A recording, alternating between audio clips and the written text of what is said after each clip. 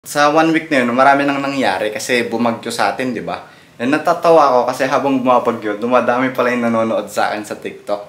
Wala akong kamalay-malay kasi wala naman akong app eh. Kasi hindi rin naman ako nag-scroll sa TikTok. And as of now, nasa... Yo! Alam mo yung awkward na feeling na parang first vlog mo kahit hindi mo naman talaga first vlog.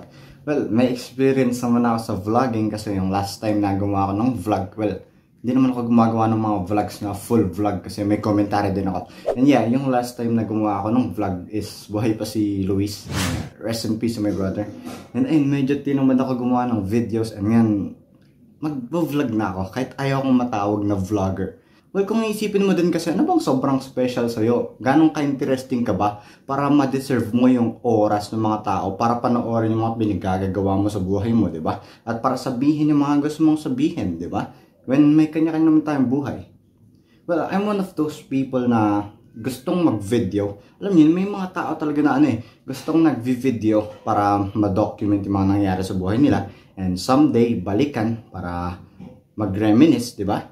And I'm one of those people.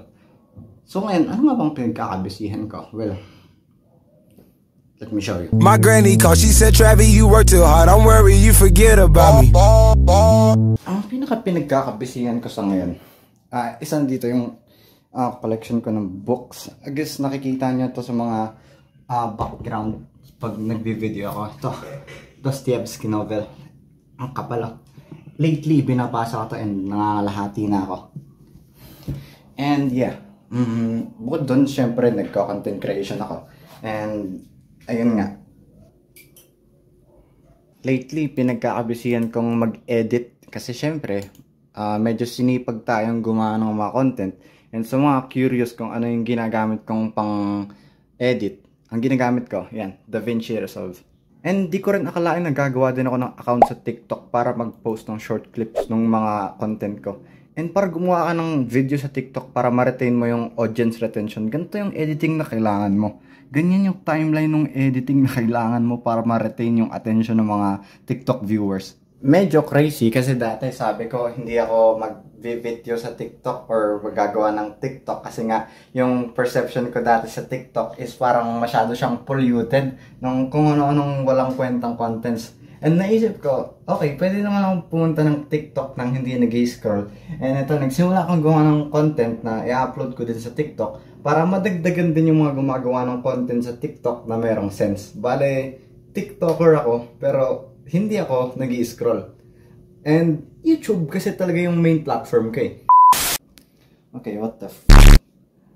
So, kasi, naggagawa ko ng beats.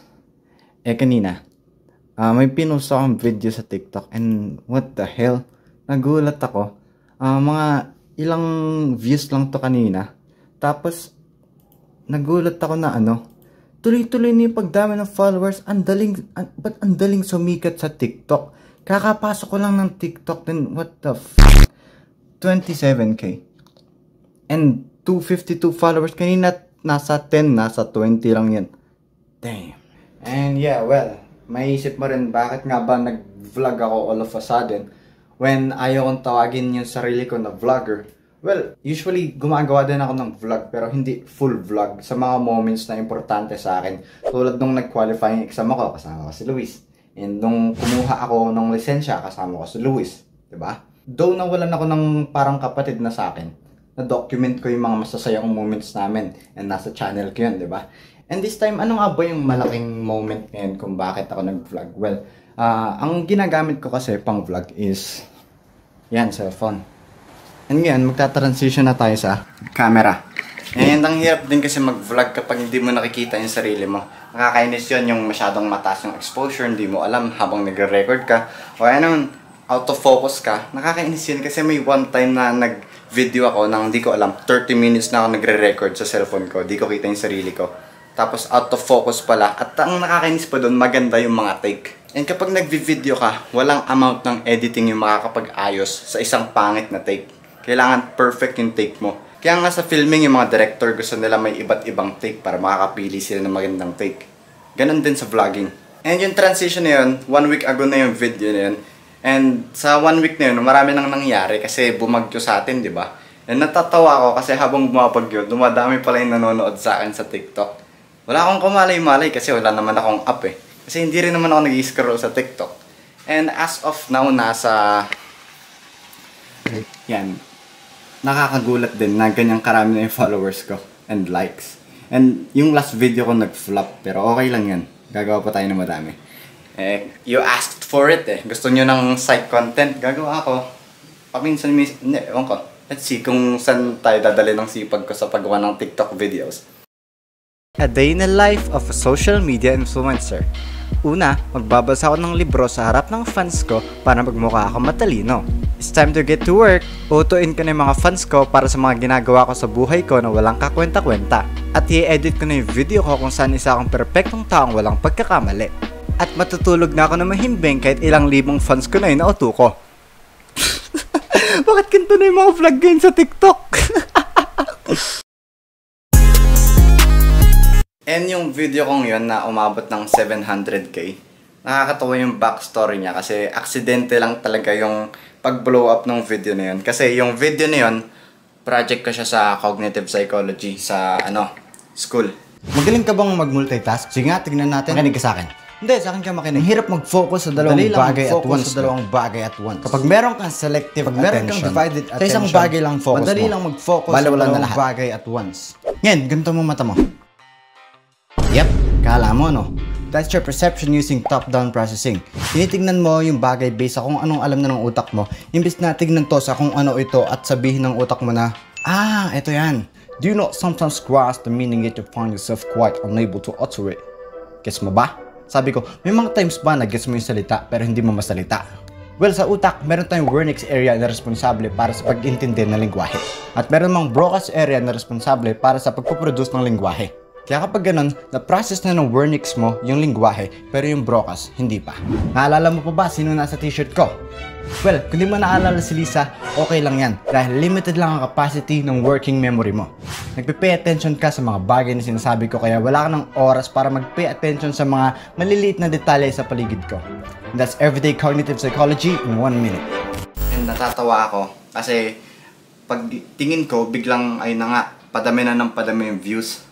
And ang dami nang nag-a-ask na gumawa ako ng site content. And yes, maybe pagbibigyan ko kayo, pero kailangan masigurado ko na accurate yung information na ibibigay ko sa inyo kasi bilang psych student, kailangan mag-spread ako ng information tungkol sa psychology na tama para hindi ma-mislead yung mga tao. Grabe yun, 3 taon ka na sa YouTube tapos upload mo yung project mo then accidentally ka magkakaroon ng 500,000 views. The thing about social media, may mga makikita ka rin kasing tao na biglang sumikat and mapapanood mo kung paano sila magbago and there are times na sobrang negative nung pagbabago nila. Makikita mo silang lumalaki yung ulo, nagiging ma-pride o kaya naman nagiging mayabang. Ayoko nang ganun. Kaya ako hindi rin ako masyadong nagbabasa ng comments sa TikTok or napakabihira ako magbasa ng comments kasi yung flattery din you can't help it. I always keep my ego in check kasi delikado na kapag lumaki yung ulo mo dahil sa mga pinagsasasabi sa'yo ng tao na positive, 'di ba? And eventually, may mga times na nagiging negative yun kasi nga lumalaki yung ulo mo and ayoko mangyari yun. Mas magaling pa ako mag-handle ng insults kaysa sa compliments And yeah, ironically, siguro kung magbabasa nga naman ako ng comments, hinahanap ko yung mga comments na nagkikriticize sa akin. Iba yung ad hominem, iba yung tinitira ako out of nowhere. Kasi ang maganda sa criticisms, doon mo makikita kung ano yung pwede mong i-improve sa sarili mo. And yeah, yun yung hanap ko kapag nagbabasa ako ng comments. Like doon sa video ko na nag-blow up sa TikTok, may nagtatanong kung reliable ba yung information ko. And yeah, that's a good thing kasi next time, alam ko na dapat ako maglagay ng sources sa mga psych videos na ginagawa ko. Ganun yung gusto ko, yung kinikriticize ako constructively. And yeah, wag niyo ako masyadong i-compliment kasi I don't know how to handle it. Doon sa 10 subscribers ko na nanggaling sa TikTok, maraming salamat sa inyo. And doon sa mga 50 or 100 na followers ko o subscribers ko bago pa ako pumasok sa TikTok, kayo ang OG. Maraming salamat sa inyo. Yun lang naman.